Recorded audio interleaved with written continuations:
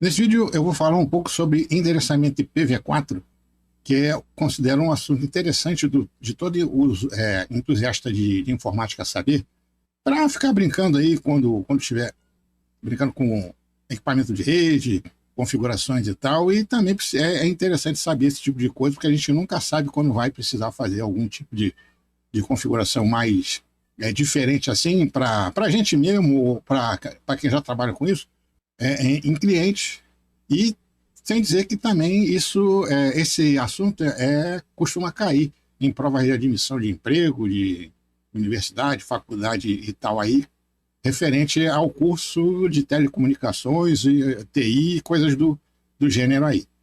Eu sei que para esse tipo de aula, ou de vídeo, né, eu deveria estar aparecendo numa câmera com um whiteboard do lado para poder escrever as coisas e tal, mas dentro do possível a gente consegue passar alguma informação básica sobre endereçamento IP, e por ser um assunto relativamente vasto, ele pode ser dividido em 2 ou 3 outros vídeos aí, que a gente também vai falar sobre IPv6 e tal.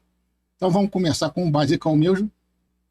O que é o endereço IP? O endereço IP, então, é aquele endereço único de internet, né, que todo equipamento de rede ganha ao ingressar numa rede aí, seja o tipo de host que for, roteador, switch, celular, notebook, PC, impressora, todos esses equipamentos que trabalham com rede, eles sempre ganham um endereço IP, e que tem que ser único para eles, que é o identificador da rede, desse equipamento. É como se fosse um endereço de uma pessoa num bairro, ou você vai aumentando, né, assim, a abrangência da área, de bairro para município, estado e tal. Então, aquele endereço é único e consegue identificar o morador, onde é que ele está e tal. Então, o endereço IP é a mesma coisa. Se você tiver 2 endereços IP na mesma rede, iguais, um dos hosts que tem o IP igual ao outro vai ficar fora.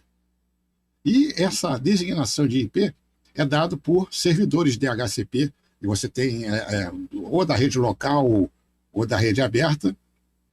E hoje em dia, o endereço IPv4, eles estão saturados, né? Então, por isso foi desenvolvido o IPv6, que é o endereço de 128 bits, e basicamente toda máquina que tem o endereço IPv6, ela é conectada à internet. Você não tem, tecnicamente falando, rede local em endereços IPv6. No IPv4 você tem endereços não roteáveis, que são para a rede local, e que essas máquinas de uma rede local conseguem acessar a internet por um recurso chamado NAT, que tem nos roteadores, né, que é Network Address Network Address Translator, que é tradutor de endereços de rede, em que o roteador, ou o equipamento que faz essa transição de um para o outro, funciona como uma espécie de porteiro.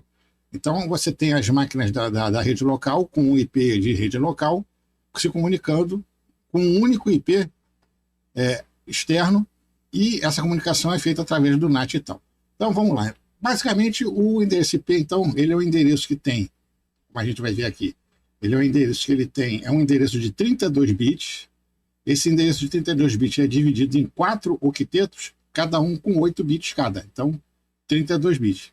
E isso aqui é uma notação binária dos números que vão de 0 a 255. Então, como é que é essa notação binária?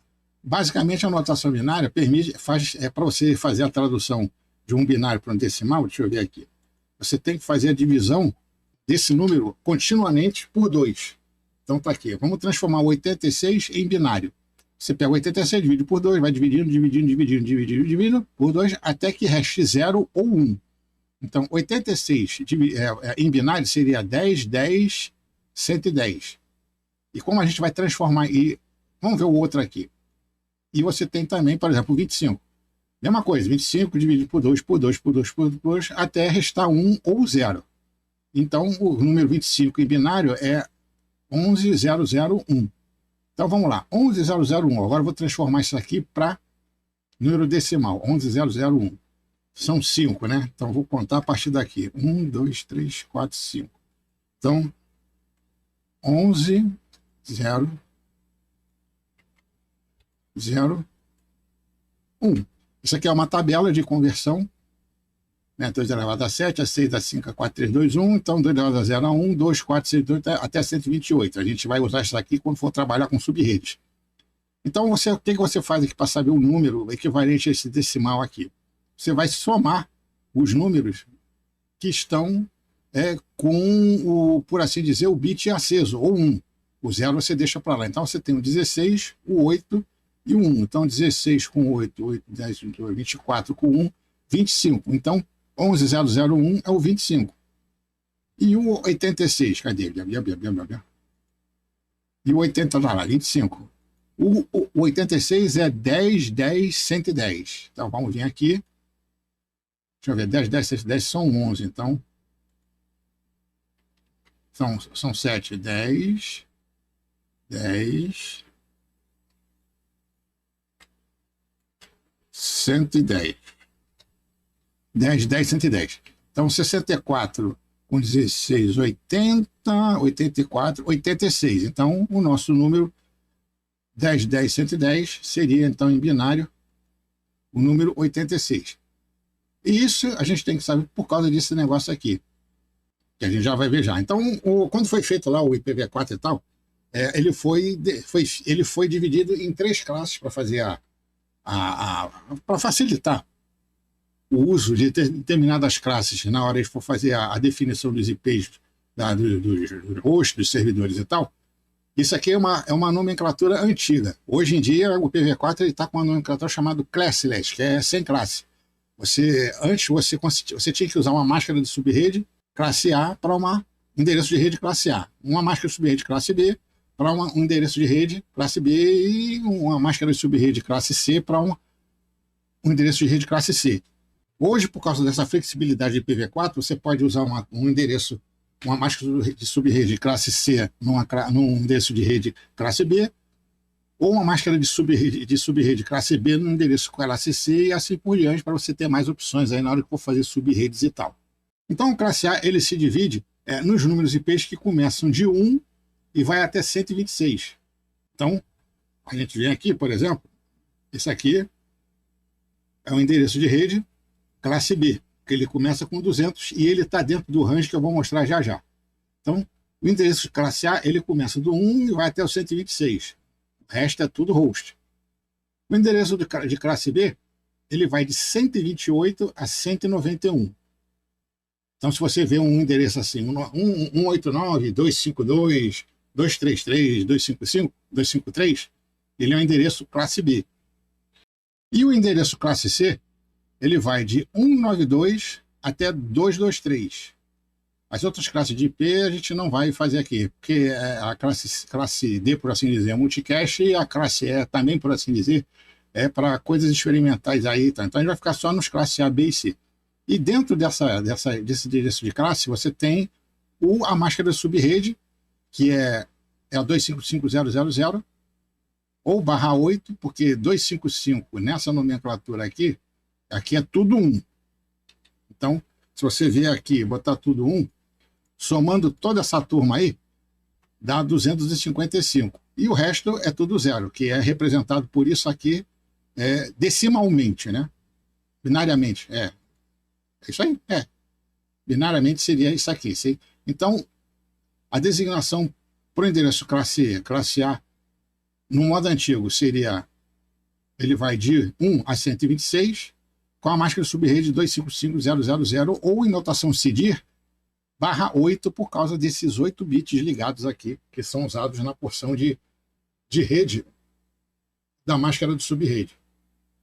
No classe B, você tem a máscara de subrede 255.255.0.0, ou isso aqui tudo 1, 0 e 0. Então, você juntando isso aqui na função CIDR, seria /16. E no classe C, que vai de 192, é isso? No 192 a 223, você tem o 255, 255, 2550, que é o que a gente mais usa aí em rede local, ou tudo 1, tudo 1, tudo 1, tudo 0, ou /24, porque você está somando essas três aqui. Então, basicamente, é a máscara de subrede que vai definir quantos hosts e quantas redes tem um endereço classe A, B ou C. E hoje em dia, isso aqui, um classe C pode usar uma máscara classe B, um classe B pode usar uma máscara classe C, um classe A pode usar uma máscara classe B e assim por diante. E dentro dessas faixas de IP aqui, classe A, B e C, você tem uma faixa específica para usar como roteamento, para usar como rede local. Então, no classe A, ele vai de 10, a 10.00/8. No classe B, 172.16.00/16. E no classe C, é 192.168/24. Então, essa é a diferenciação entre classe A, B e C, e a máscara de subrede vai ajudar você a criar, na parte quando for fazer subredes, a fazer o melhor aproveitamento aí dos IPs disponíveis em rede local, ou eventualmente na rede aberta, aí, quando você estiver trabalhando com IPv6, na sua configuração de rede aí. Então, muito do que se faz em operações de rede é a chamada criação de subredes, em que você divide o range principal em redes menores, com menos IPs, e basicamente isso é usado para aumentar a segurança da rede, já que quando você tem máquinas em redes diferentes, elas não se enxergam dentro da rede. A não ser que você faça o roteamento lá no roteador e tal, ou no switch, para que uma determinada máquina ou um grupo de máquinas possam enxergar outras, em detrimento de todas as outras lá continuarem isoladas dentro de suas subredes. Isso aí é um conhecimento básico que a gente tem que ter em relação a endereçamento IP, que é o lance de criação de subredes. Então, para finalizar esse vídeo, a gente vai ver quantos hosts a gente consegue por rede nas classes de rede A, B e C. Então, a gente tem aqui a máscara de subrede, que é 0.0.0.0. Você vai fazer o seguinte: toda rede ou subrede, quando você vai fazer quando você faz lá como é que eu vou dizer? A criação, você tem o endereço IP, ele é dividido no endereço de rede, endereço de broadcast e a máscara de subrede. Esses três componentes juntos, eles fazem com que a máquina seja reconhecida na rede aí.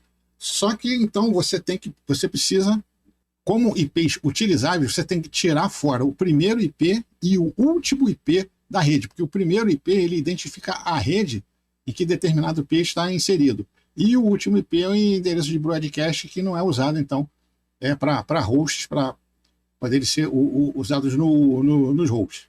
Então vamos ver aqui no endereço classe C, a fórmula seria, para saber dos hosts, seria 2 elevado a n menos 2.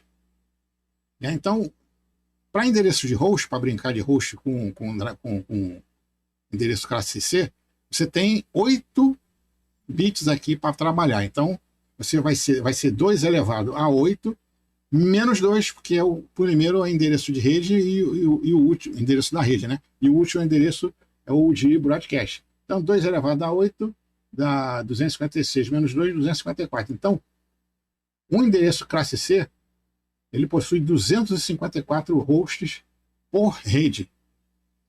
E você pode ter, já que você tem